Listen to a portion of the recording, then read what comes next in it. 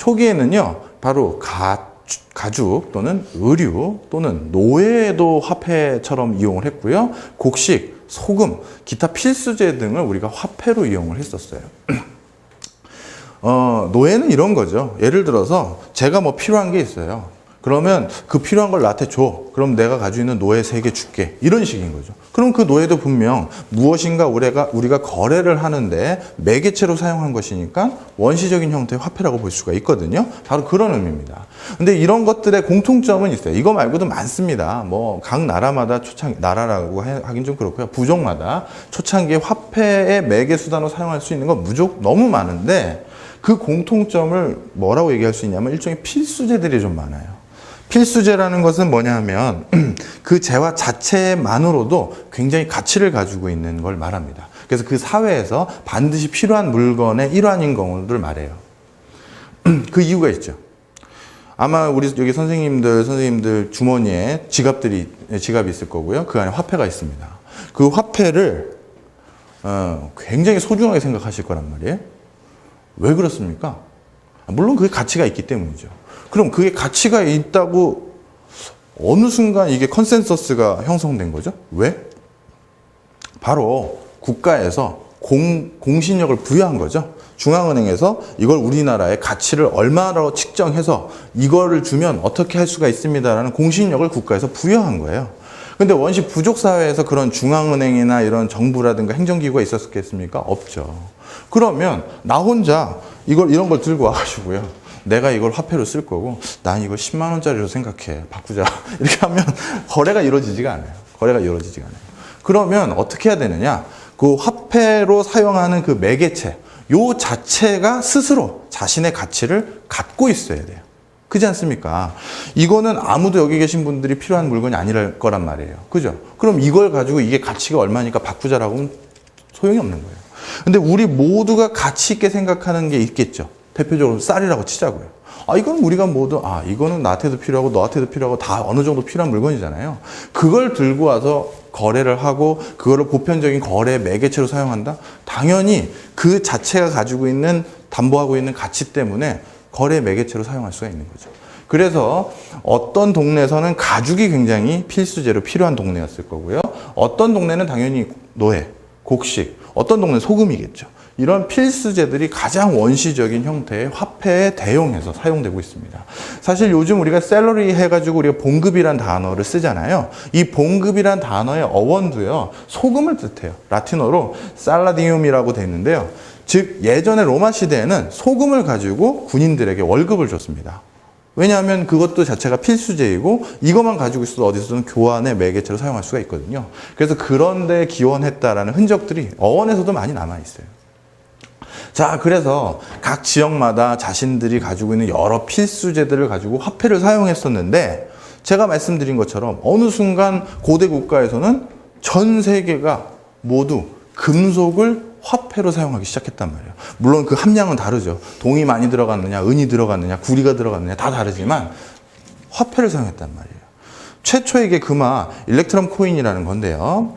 여기 보시면 제가 이제 써놓은 거죠. 유사한 진화 과정을 보임. 도대체 왜 이럴까? 이 부분입니다. 보시면요. 첫 번째는 고대 왕들은 화폐 때문에 새로운 문제점에 봉착을 하게 돼요. 자, 뭐 설명을 간단히 해드리겠습니다. 말로요. 이제 고대 국가부터 이제 신분제가 생긴단 말이에요. 그래서 임금 부족이나 임금 국가, 고대 원시 국가를 침략하러 갔을 때 절대 국왕 혼자 갈 수가 없어요. 그럼 근처 귀족 계층이나 자신을 지지하는 뭐 호족이라고 할까요? 뭐 그런 계층들을 같이 데리고 가야 되거든요.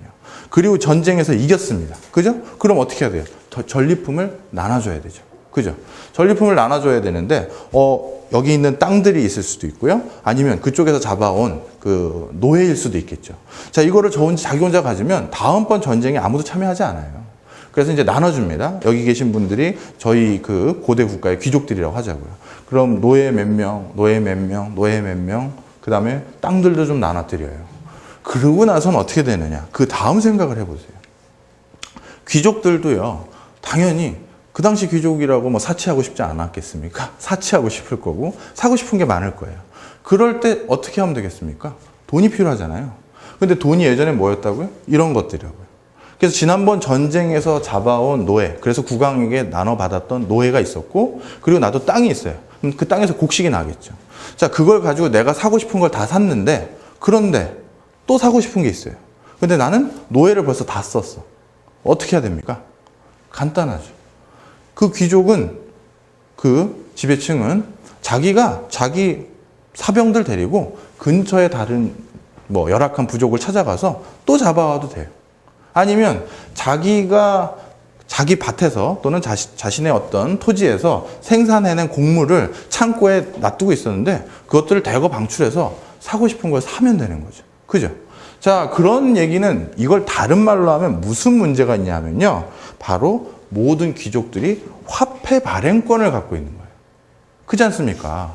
중앙은행만 화폐 발행권을 가지고 있는 게 아니라요. 예를 들어서 생각을 해보세요. 우리 상추를 화폐로 쓰기로 했다고 생각을 해보십시오. 그럼 사고 싶은 거 많으시잖아요. 근데 상추가 화폐다. 집에서 심어야죠. 빨리 심어서 상추 다 자라면 그거 뭐 10장이든 20장 해가지고 그거 주고 살 거 아니겠어요. 자, 이렇게 모두가 화폐 발행권을 가지면 어떤 현상이 생기는 거예요? 인플레이션이 생기는 거죠. 그렇지 않습니까? 국왕만 화폐 발행권을 가진 게 아니거든요. 아까 보셨지만 곡식, 귀족들도 다시 토지를 가지고 있어요. 노예 옆에 가서 잡아오면 돼요. 얼마든지 화폐를 스스로 발행할 수 있는 권한을 갖게 된 것이다. 그래서 그 고대 국가에서 가장 큰 문제점은 뭐였다? 인플레이션이에요. 고대 국가에서요, 인플레이션 때문에 고생했다는 문헌들은요, 특정 국가를 떠나서 보편적으로 나오는 문헌입니다. 중앙아시아 지역에 가장 오래된 법전이라고 저만 해도 이제 초등학교 때 배웠었던 것 같은데, 초등학교는 아니고 중학교 때 배운 것 같은데, 이제는 그건 아니에요. 더 오래된 법전이 발굴됐습니다. 함무라비 법전이죠. 뭐 그만큼 유서 깊은 법전인데요. 이 법전의 많은 내용들이 사실 경제와 관련된 내용들이 많습니다. 그 경제 문제를 어떻게 통제하고 국가가 관리하는지와 관련된 내용들이 참 많은데, 그 중에서 어떤 내용이 많으냐면 인플레이션을 막기 위한 조항들이 굉장히 많아요. 그것은 무슨 얘기냐? 당시에서부터 벌써 물가가 뛰고 있다는 것에 대해서 굉장히 곤욕스러워했다는 흔적이고요. 이집트 역시도 인플레이션을 고대 왕들이 도저히 지켜볼 수가 없어서 이것을 억제하기 위해서 가격을 더 이상 올릴 수 못하게 만드는 가격 통제 정책을 썼던 그런 내용들이 남아있어요. 중국 역시도 마찬가지입니다. 3, 4세기의 중국의 진나라 목간을 보면요. 거기에 인플레이션 등에 대해서 우리가 확인할 수 있는 기록들이 남아있어요. 뭐 이뿐만이 아니죠. 로마 시대도 마찬가지입니다. 군사의 힘에 의해서 자신이 집권한 그 황제들은 당연히 자신을 집권하게 만들어준 도와준 그 군인들에게 후한 어떤 월급을 주고 싶잖아요. 그렇게 해서 재정을 남발하게 되고, 그리고 인플레이션이 많이 일어나서 많은 그 문제를 야기시켰던 문헌들은 너무나도 많습니다. 바로 고대 국가는 이렇게 인플레이션이 가장 큰 문제로 직면하게 된 것이죠.